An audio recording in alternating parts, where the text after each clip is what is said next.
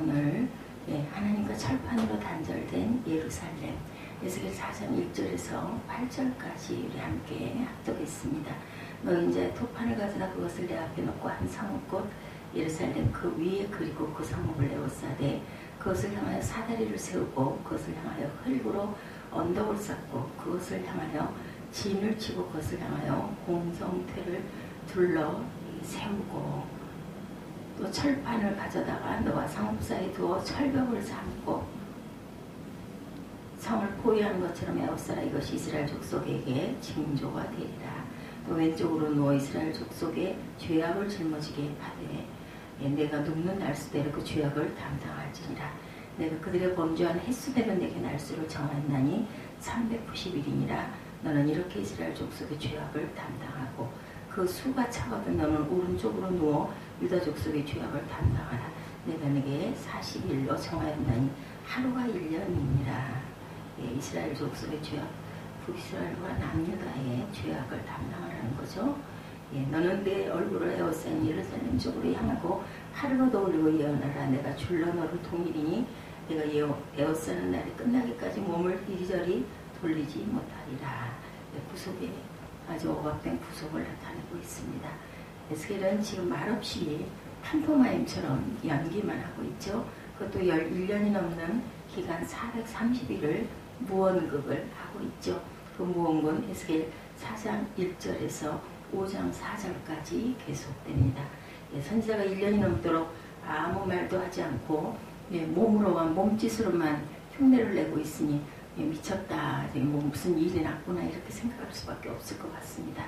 에스겔의 집 앞에는 포로로 잡혀간 사람들이 늘 북적거리고 있었어요. 1년이 넘도록 말을 안 하고 이렇게 있으니까 지금 에스겔은 바벨론의 포로로 잡혀간 사람들 가운데서 예언을 하고 있는 그러한 상황이고 장면입니다. 저 에스겔은 미쳤나 보다 그러겠죠. 얼마 전에 하나님의 영광을 보았다 그러더니 이제는 말도 안 하고 이상한 몸짓 행동만 하고 있네. 그 무언극을 430일을 계속했으니 본토 이스라엘에게까지 그 소문이 커졌을 것입니다. 4장 1, 2절에 하나님은 에스겔에게 토판을 가져오라고 그러죠. 토판이 예루살렘을 그 위에 그리라고 합니다. 토판이라고 하면 흙으로 만든 판이었겠죠. 이런 토판들은 바벨론 지역의 고고와 발굴에서 많이 나타나고 있다고 합니다. 왕이 조공을 받거나 저걸 정복한 내용, 법조문들을 점토판에 그림과 글로 새긴 것들이 발견이 된다고 그러죠. 이런 토판의 에스겔이 예루살렘의 지도를 그리면 유대인이라면 누구나 우리나라 지도구나 알겠죠. 우리도 마찬가지지만 그 성읍을 그린 토판을 가운데 두고 그 주위를 흙으로 에워싸게 만듭니다. 그리고 사다리를 세우고 공성태를 둘러 세우라. 성을 공격하는 기구입니다. 공성태라는 것은 즉 토판에 그린 그림의 내용은 예루살렘이 포위되고 공격을 받는 그런 모습을 이제 지금 에스겔은 4장에서 말이 없이 몸짓으로만 하고 있어요. 자그마치 1년이 넘는 430일, 365일이 1년이니까 1년하고도 몇 달 정도를 이렇게 판토마임처럼 몸짓만 행동만 하고 있습니다. 4장 3절에 철판에 가져다 너와 성읍 사이에 두어 철벽을 삼고 성을 포위하는 것처럼 에워싸라. 이것이 이스라엘 족속에게 징조가 되리라. 그림을 그린 거죠. 여기서 철판은 떡을 굽는 데 쓰이는 아이론 팬 같은 것이라고 합니다. 두꺼운 철판이고 이렇게 예루살렘이 포위되어 공격받는 모양을 만들어 놓고 거기에 철판을 가져와서 에스겔과 성읍 사이에 두어서 철벽을 삼고 성을 포위하는 것처럼 에워싸는 형상을 그렸다는 거죠. 이것이 이스라엘의 징조가 되리라 이렇게 말씀을 하시죠. 무슨 징조가 되었을까? 3절에 징조가 되리라고 말씀을 했습니다. 토판의 그림은 예루살렘의 성읍이 포위되어 공격받는다는 징조이지만 그보다 더 심각한 징조는 철판으로 철벽이 이어지는 거예요. 이게 중요합니다. 철판이 예루살렘과 에스겔 사이에 놓여 있어요. 에스겔은 지금 하나님 역할을 대신하고 나타내고 있는데 철판이 가로막힌 것은 이스라엘이 하나님과 단절되었다는 것을 예시를 하고 있죠. 이스라엘이 하나님과의 관계만 친밀하게 바로 되어 있으면 어떤 대적이 치루하도 하나님이 그들을 당연히 물리쳐 주실 것인데 실제로 과거에 그런 역사가 많았죠. 출애굽 때는 애굽을 쳐서 이기기도 했고 히스기야 왕 때도 그 강한 아수르를 하나님의 도움으로 기적적으로 제압을 합니다. 이스라엘이 아무리 적의 공격을 받아도 하나님이 도우시면 거뜬히 제어할 수가 있는데, 이제는 하나님과 이스라엘 사이의 단절의 상징인 철판이 에스겔과 예루살렘 성읍 사이에 가로놓이고, 에스겔은 하나님을 상징합니다. 이것은 적이 쳐들어와도 성읍이 망하는 것보다 더 무서운 심판이죠. 하나님과 단절된 이스라엘은 그야말로 그저 완전히 고립된, 우리말로 얘기하면 도간에 든 쥐, 이런 그 신세가 되어버렸어요. 또한 철판을 가져다가 3절에 너와 성읍 사이도 철벽을 삼고 성을 포위하는 것처럼 에워싸라. 이것이 이스라엘 족속에게 징조가 되리라. 죄악이 바로 철판입니다. 이사야 59장 2절에 오직 너희 죄악이 너희와 하나님 사이를 갈라놓았고 너희 죄가 그의 얼굴을 가리어서 너희의 기도를 듣지 않으시게 하니라. 이런 말씀이 있습니다. 이스라엘의 죄악이 하나님과 이스라엘 사이를 갈라놓았고 하나님의 얼굴을 가렸다라는 거죠. 오늘날 과연 나는 어떨까? 하나님과 나 사이에 가로막힌 철판은 과연 무엇일까 생각해 봅니다. 우리는 나의 삶의 형편이 어려워지고 환경이 막히는 것 굉장히 두려워하죠. 과연 우리 교회 미래는 어떻게 될까? 이래가지고 어떡하지? 이런 생각 많이 하죠. 개인 사업을 하시는 분들은 내 사업은 과연 이렇게 깜깜해가지고 어떻게 될까? 이런 두려움을 누구나 다 갖습니다. 근데 어떤 두려움보다도 하나님과 나와의 단절을 우리가 두렵게 여겨야 합니다.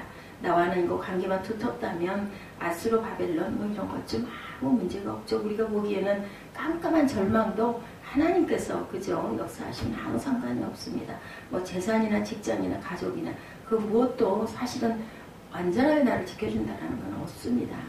개그 콘서트에 이런 내용이 나왔다고 그래요. 행복한 결혼 생활을 하려면 결혼정보회사에 가입을 하고 환산표에 만점을 받으면 된다. 개그입니다. 개그. 그런데 만점을 받으려면 아버지가 장 차관쯤 되는 공무원이거나 아버지가 수십억 이상 되는 사업체를 운영하면 만점을 받는다. 그럴 수 있겠죠. 그러면 그 평탄할 때 그러면 젊은이가 이런 행복한 결혼 생활을 할 수 있는 그런 기업체에 내가 결혼정보회사에 가입을 하고 환산표를 받으면 된다라는 이런 계도는 과연 왜 나왔을까 우리가 생각해 봅니다. 다 두려움을 갖고 있기 때문이에요. 그렇죠? 세상의 두려움이 사실은 별게 아닌데도 이렇게 우리 젊은이들이 이런 부분에 많은 두려움을 갖고 있다. 삶의 불안은 철판, 철벽 때문이죠. 지금 삶의 염려 우리들 누구나 다 합니다. 삶의 불안을 떨쳐버리기 힘들 때 하나님과 나 사이에 철판이 가로막혀 있다는 증상은 아닌지, 하나님만 나와 함께 하시면 아무 염려할 게 없거든요. 믿음만 굳건하면 아무 염려가 사실은 없는데 알면서도 우리는 여러 가지를 두려움을 가지고 염려를 합니다. 그러는 이는 기도하고 간구해야 되겠다라는 마음을 우리 한번 되돌려 봅니다. 무언극에 담긴 의미, 지금 에스겔은 말이 없어요. 430일 동안. 그저 행위로만 예언하고 사람들은 그 집 앞에 많이 모여서 웅성거립니다. 저 에스겔이 미쳤어. 하나님이 어떻다고, 하나님 영광이 어떻고, 내가 두루마리를 씹어 먹었다 그러고, 한참 예언을 해도 하되더니 이제는 말을 안 하고 몸짓만 저렇게 하고 있잖아요. 미친 거 맞잖아. 이러고 구경하려고도 오고 이상해서도 오고 모여 있습니다. 예언을 하지 말라는 거예요. 이것은 벌써 관계의 단절을 의미합니다. 말을 하지 말라는 거죠. 아직 이스라엘이 돌이키고 회개하면 소망이 있다는 뜻이에요. 왜? 이렇게 몸짓이라도 하고 있지 않습니까? 에스겔이 440일간 또 뭐로 누워라. 에스겔 4장 4절에서 8절까지의 그 모습이죠. 에스겔 또 다른 상징 행기가 나오죠. 너는 왼쪽으로 누워 이스라엘 족속의 죄악을 짊어지되 내가 눕는 날수대 그 죄악을 담당할지니라. 내가 그들의 범죄한 횟수대로 5절입니다. 내게 날수를 정하느니 곧 390일이니라. 너는 이렇게 이스라엘 족속의 죄악을 담당하고 6절 그 수가 차거든 너는 오른쪽으로 누워 유다 족속의 죄악을 담당하라. 내가 내게 40일로 정하였나니 하루가 1년이에요. 하루가 1년이면 40일이면 400년이죠. 왼쪽으로 누워 이스라엘의 죄악을 짊어지되 내가 눕는 날수대로 그 죄악을 담당하라고 합니다. 왼쪽으로 누워서 390일 그러면 390년입니다. 오른쪽으로 누워서 40일 그러면 몇 년이에요? 400일 390이면 3900 년이겠네요. 그죠? 하루가 1년이니까 하루가 1년입니다. 그리고 줄로 몸을 묶어서 몸을 이리저리 돌리지 못하게 하죠. 8절에 내가 줄로 너를 동일이니 내가 에워싸는 날에 끝나기까지 몸을 이리저리 돌리지 못하리라. 이런 행위를 끊임없이 430일 동안을 합니다. 24시간 누워있는 것은 아니겠죠. 아마 자기 집에서 출퇴근을 왔다 갔다 하면서 그런 예언적 행위를 했을 것입니다. 그러면 이러한 상징 행위는 죄악을 담당하는 것이라는데 이것이 대속이냐 아니면 유대인들의 벌받음을 뜻하는 것이냐에 대해서 논란이 지금까지 있다고 그러죠. 대부분의 신학자들은 대속, 에스겔의 대신 속죄가 아니다라고 얘기합니다. 그 이유는 예루살렘이 결국은 망하죠. 남유다 북이스라엘 다 망합니다. 그러나 몇 사람은 대속의 역할도 말하죠. 이사야 53장에 고난받는 종의 모습처럼 에스겔이 대신 고난을 당하는 것이고 그가 도수장에 끌려가는 양처럼 그 입을 열지 아니한 것처럼 에스겔이 지금 벙어리가 되어 있다라고 해석을 하기도 합니다. 두 가지 의미가 다 포함되어 있다라고 봤을 때 에스겔이 이스라엘과 유다의 죄악의 형벌을 받는 의미 그리고 대속적 의미를 함께 보여주고 있다고도 우리가 볼 수가 있다. 예레미야 39장 2절에 시드기야의 제11년 넷째 달 아홉째 날에 성이 함락되니라. 예루살렘이 함락됐다라고 나타납니다. 함락의 소식이 들리죠. 에스겔 33장 21절에 우리가 사로잡힌 지 12달째 열째 달 다섯째 날에 예루살렘에서 도망하여 온 자가 내게 나와 말하기를 그 성이 함락되었다 하였는데 이렇게 증거가 되어 있습니다. 이스라엘이 포로로 잡혀간 것은 죄악에 대한 형벌과 포로가 속죄와 회복에 이르기에 둘 다 내포하고 있다고 보는 거죠.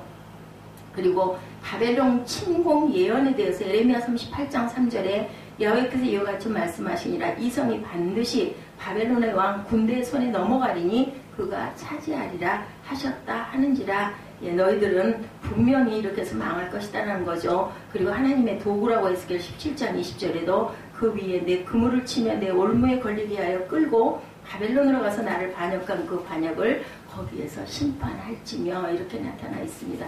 그래서 왼쪽으로 누워 390일인 390년을 소파에 올라가면 솔로몬의 성전 완공 시대와 맞닿습니다. 솔로몬이 성전을 완공하고 나서 이스라엘은 곧 우상숭배로 가득하죠. 그러므로 그때부터 바벨론 포로로 잡혀오기까지 늘 우상숭배한 이스라엘임을 고발하고 있는 내용이고 도망한 내용이 열왕기 하 25장 4절에 그 성벽이 파괴되며 모든 군사가 밤중에 두 성벽 사이 왕의 동산 견문길로 도망하여 갈대아인들이 그 성읍을 에워쌌다라고 이렇게 나타나 있습니다.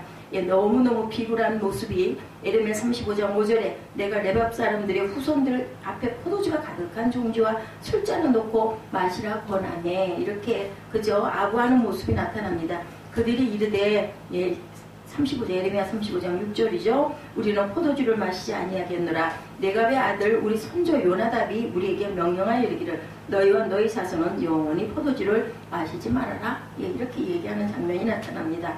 오른쪽으로 누워서 40일은 아직 남은 유다의 멸망, 남유다가 늦게 망하지 않습니까? 바벨론 포로 기간이 포함되는 40년으로 봅니다. 400년 포로 생활이죠. 이 둘을 합하면 이스라엘 백성이 애굽에서 종살이한 430년과 같은 해가 된다라는 거죠. 그러므로 에스겔의 이러한 상징행위는 심판과 동시에 대속의 기능을 둘 다 보여주고 있다라고 해석을 합니다. 사실상 확실하게 아는 건 누구만 아시겠습니까? 하나님이 아시는데 우리는 역사가 일어난 어떤 그 기점을 봐서 이 횟수를 세어보니까 그때다.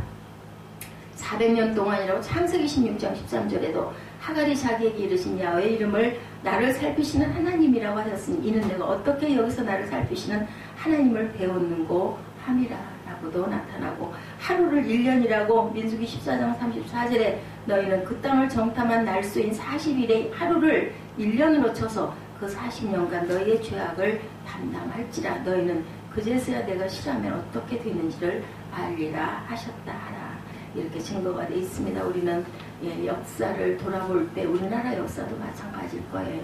하나님께서 왜 이렇게 에스겔에게 이제 430일 동안을 말도 하지 않고 그저 지금 1절에서 8절에 나타난 이러한 모습으로 그들에게 그림을 그려서 보여라 했는가.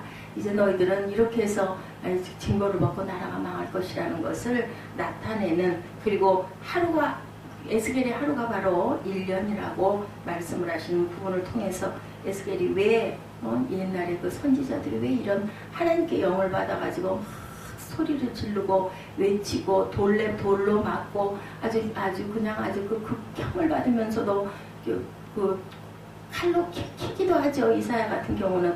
그러면서도 이렇게 하라는 대로, 그죠? 우리는 그것이 꼭 그렇게 해서 어떤 것이 이루어지는 게 중요한 게 아니라 하나님께서 하라는 대로 우리는 그렇게 열심히, 그죠? 순종하는 그런 모습, 에스겔의 순종 1절에서 8절을 통해서 하나님의 뜻을 나타내고 그것을 보고 깨달아 아는 자는 구원을 받을 것이고 그것을 보고 그래도 깨닫지 못하는 자는 멸망을 받을 것이라는 하나님의 귀한 뜻을 우리가 짧지만 에스겔 4장 1절에서 8절을 통해서 깨달아 봅니다. 우리